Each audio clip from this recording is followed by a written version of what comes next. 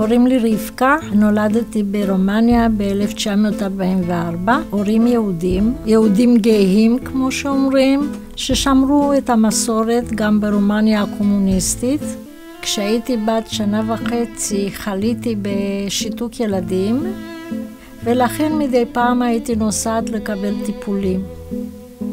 בחדרי הייתה בחורה יפהפייה, קראו לה אדריאנה, והיא הייתה משותקת ב4 גפיים, גם ידיים וגם רגליים. היא הייתה גויה, היא לא הייתה יהודייה, אבל אחר כך הסתבר שהיא והמשפחה שלה האמינו באלוהי אברהם, יצחק ויעקב, באלוהי ישראל.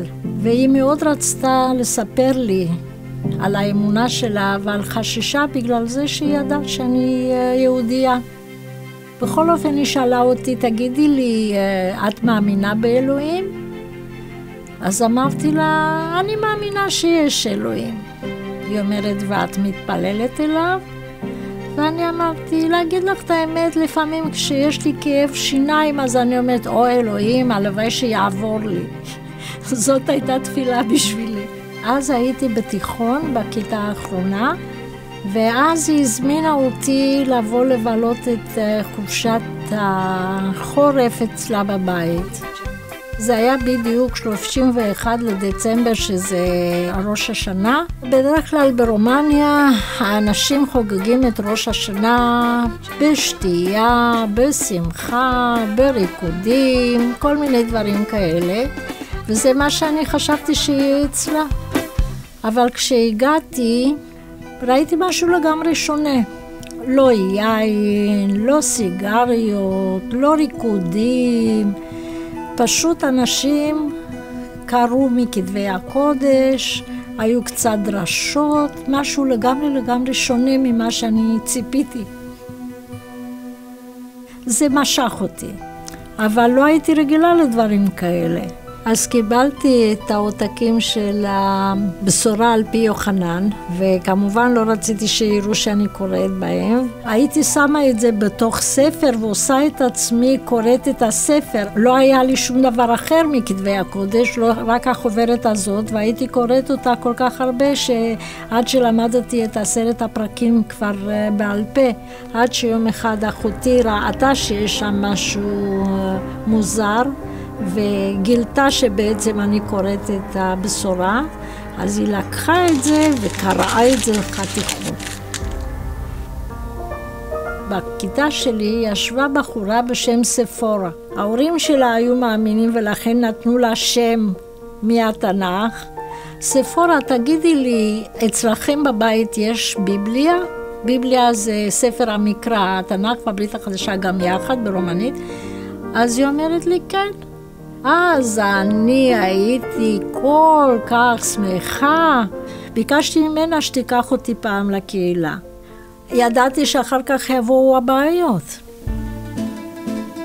אז שם בתוך הקהילה, פתאום אני מוצאת את אמא שלי על ידי, ואומרת בואי הביתה. וכשהאספה נגמרה ואני יצאתי החוצה, היא כבר לא יכלה להתאפק והתחילה להרביץ לי שם בחצר של הקהילה.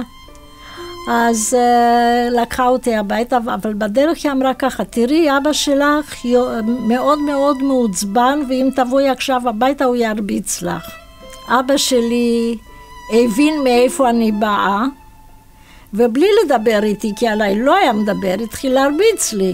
והייתה לו יד מאוד מאוד קשה. אז עכשיו כבר לא הייתי יכולה אפילו ללכת לאספה. קיבלנו סוף סוף את האשרה ואת הדרכון לעלות לישראל.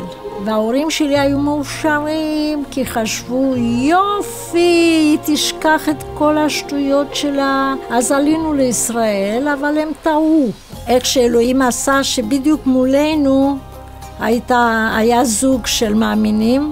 לכן מאז שאני עליתי ארצה ותודה לאל אני משוחררת, אני תמיד הולכת לקהילה, תמיד הולכת לאספות, מפני שאני יודעת מה זה כשאתה רוצה ללכת ואתה לא יכול. ותודה לאל, תודה לאל, תודה לאל בשביל הקהילה הזאת, כי זאת בעצם משפחה. אני נטבלתי ב-29 באוגוסט 1964 בכנרת. כמו שקלה לפני שמתחתנת ומתחילה חיים חדשים הולכת למקווה, גם אנחנו רוצים להתחיל חיים חדשים, נולדים מחדש, ואז נטבלים. אלוהים בחסדו נתן לנו את דרך הישוע. הוא סיפק גם את העיל לעולה, שזה ישוע המשיח. הוא בחסדו נתן לנו את האמונה, והוא מבטיח לנו את חיי נצח. הוא עזר לי באמת להיות עצמאית למרות הנכות. עם אלוהים הכל הולך חלק. תודה לאל.